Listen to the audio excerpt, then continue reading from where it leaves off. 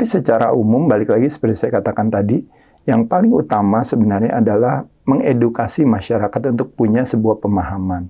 Ketika pemahaman kita akan keimanan yang begitu tinggi, masyarakat di Indonesia, kaum muslimin dan muslimah, dia nggak pernah boleh bisa bilang kepada dirinya bahwa dia tidak disiplin, karena hampir semua kaum muslimin dan muslimah itu, dia sholat 5 waktu dan tepat waktu. Itu membutuhkan satu mentalitas yang seperti apa bisa melakukan hal itu dan bisa bangun pagi untuk sholat subuh. Itu luar biasa sekali. Jadi maksud saya, kita itu punya modalitas untuk bisa menggunakan disiplin itu untuk kita aplikasikan ke area kehidupan yang lain. Tapi masalahnya, kecerdasan kita akan keimanan tinggi, kecerdasan kita akan keimanan jongkok, kan itu problemnya. Kedua, kita harus juga memprioritaskan yang namanya resistance training atau weight training. Alasannya kenapa? Yang mungkin orang udah bosan saya cerita soal ini, tapi saya membuat sebuah penyederhanaan, Mbak, dengan mengatakan, kalau membayangkan tubuh kita adalah sebuah perusahaan dimiliki oleh 5 pemegang saham, nah, dari 5 pemegang saham itu ada pembuluh darah, ada organ tubuh kita, jantung, paru-paru, ginjal, dan sebagainya. Ada tulang yang harus kuat, ada otot yang harus kencang, dan harus ada lemak yang harus nggak terlalu tinggi lah intinya. Kalau bisa rendah ya bagus.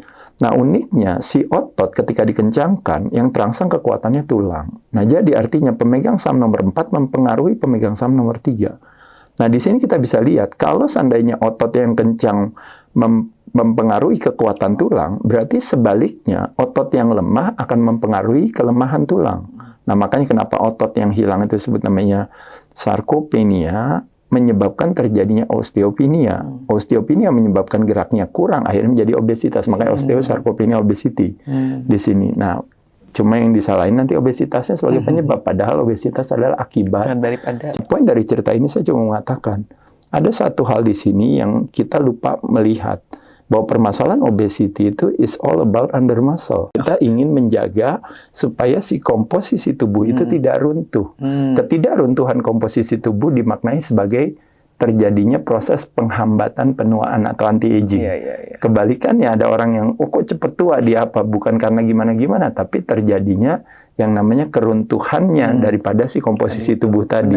Ketika otot 1% hilang per tahunnya sejak umur 40 tahun, terjadi penurunan 3-5% kekuatan, 1-3% fungsi, 8-10% speed and explosiveness. Itu kan artinya kita bisa bilang semakin otot kita semakin kurang, berarti semuanya itu terjadi penurunan dan akhirnya berpengaruh nanti ke lemak, berpengaruh ke jantung dan pembuluh darah.